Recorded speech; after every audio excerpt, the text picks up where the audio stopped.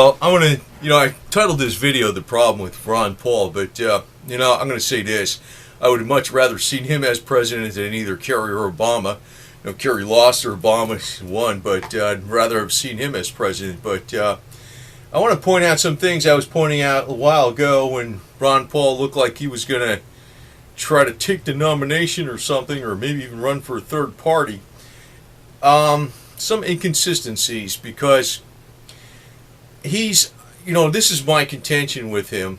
Not that I have something against what he says, but it's like he's throwing, people are got behind him, and now he's basically retired, but you have to watch for this again in the future. People got behind him, and all the energy, money, and effort they put behind him basically got thrown in as support for Kerry and the establishment Republican. And, people are really looking for real change, not a slogan like Obama says, change.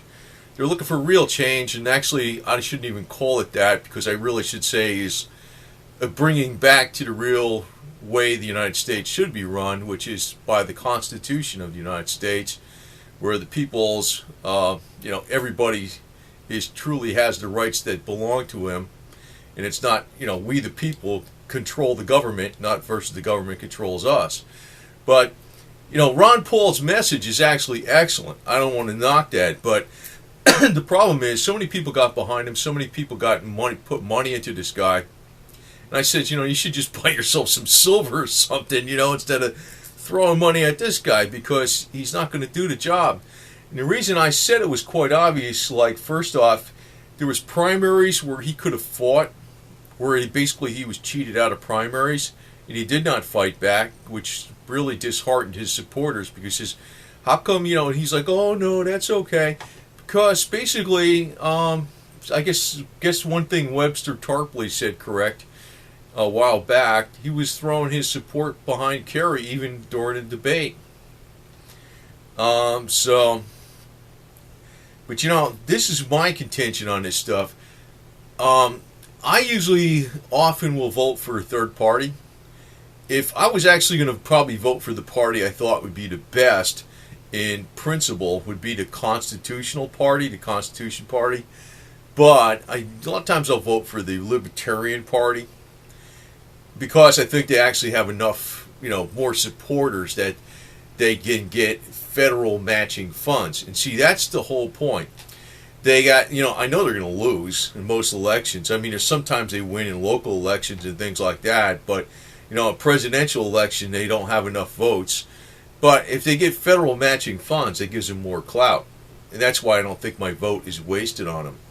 But if I put money or effort into Ron Paul, I don't want to knock the guy in the respect that I do agree with what he says, but it's like a smokescreen. Basically, it's a diversion for the people who are dissatisfied with the way the established political machine is being run.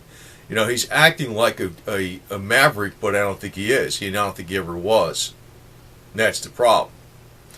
He talked about, I'm not going to, I don't want to be too critical of the thing. Again, I'm saying this, but, just to give you some indications, he talked about dismantling the Federal Reserve or auditing the Federal Reserve, and, Rand Paul talks about that, but it's all talk.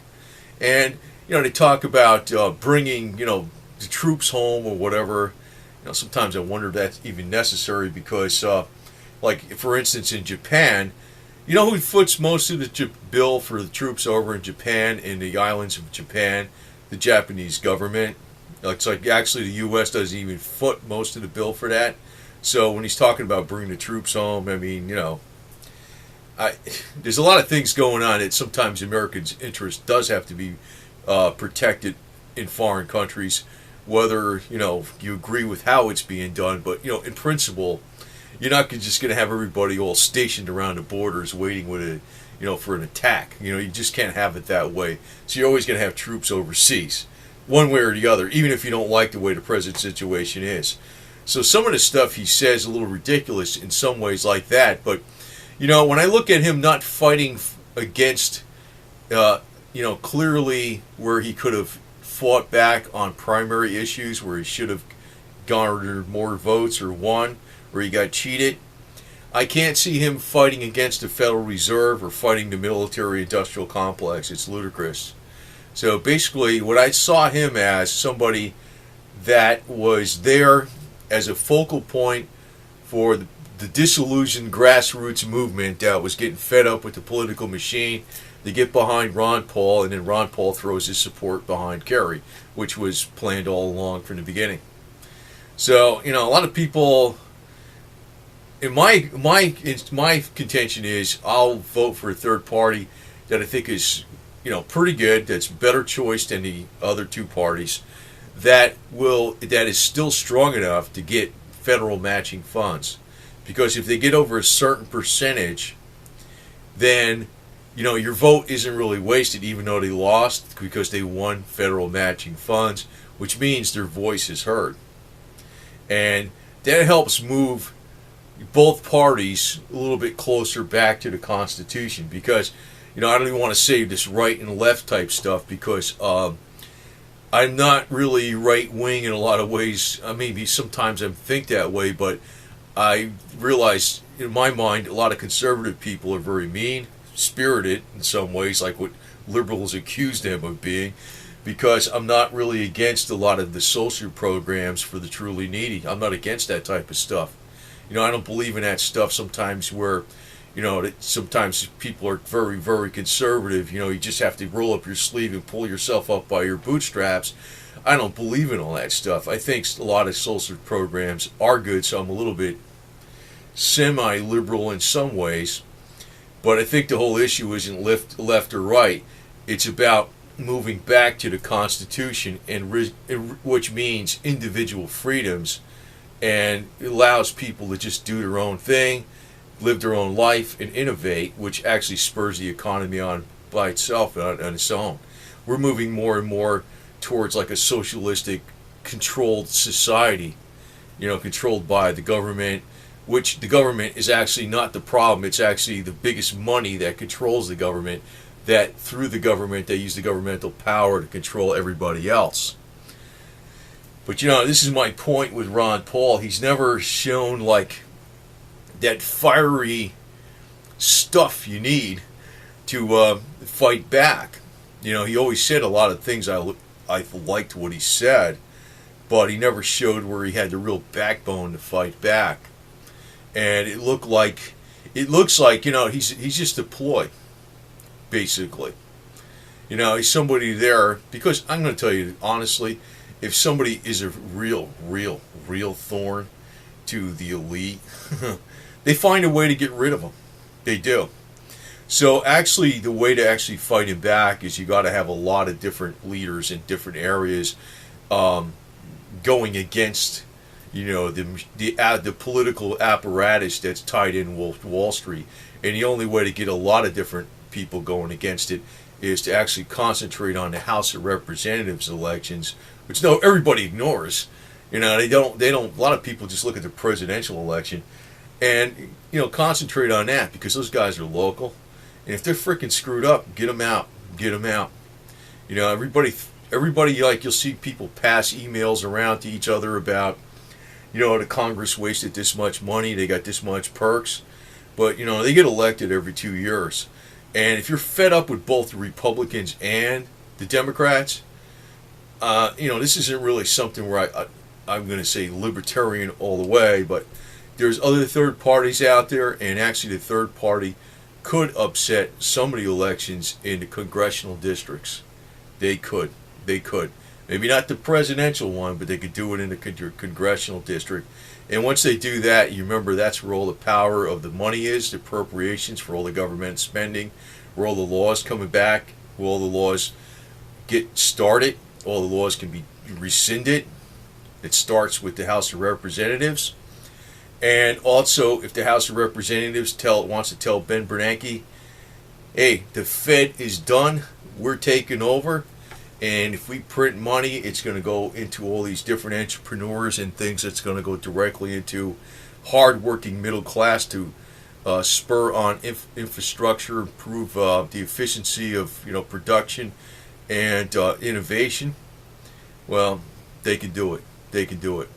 So, you know, my point on this whole deal is, and I was very unpopular when I was criticizing Ron Paul, and this may be unpopular too, I don't know, but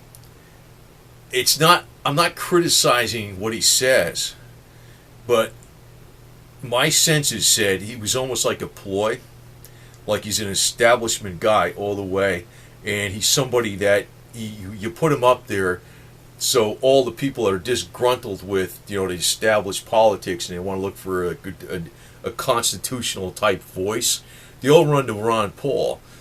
But when push comes to shove, he caves in and he goes right with the establishment. He just makes many cute speeches and tells us stuff we want to hear. He almost needs somebody that's got some more cojones or whatever you want to call it, and he don't have it. I think that's the whole game in the beginning. The guy actually hired so much of his family when he was running for office. Like, the whole thing was his family. I mean, if you became president, what would the whole cabinet be full of? His family and in-laws and shit? I mean, I don't know, but, like I said, I agree with a lot of what he says, but when it comes right down to it, I can't see him, putting the military-industrial complex on the run, or the Federal Reserve, being audited or on the run, or taking back the power and bringing it back to the people. And, actually the problem is when people have to get behind one leader to solve their problems, they already lost. You see, that's the difference between...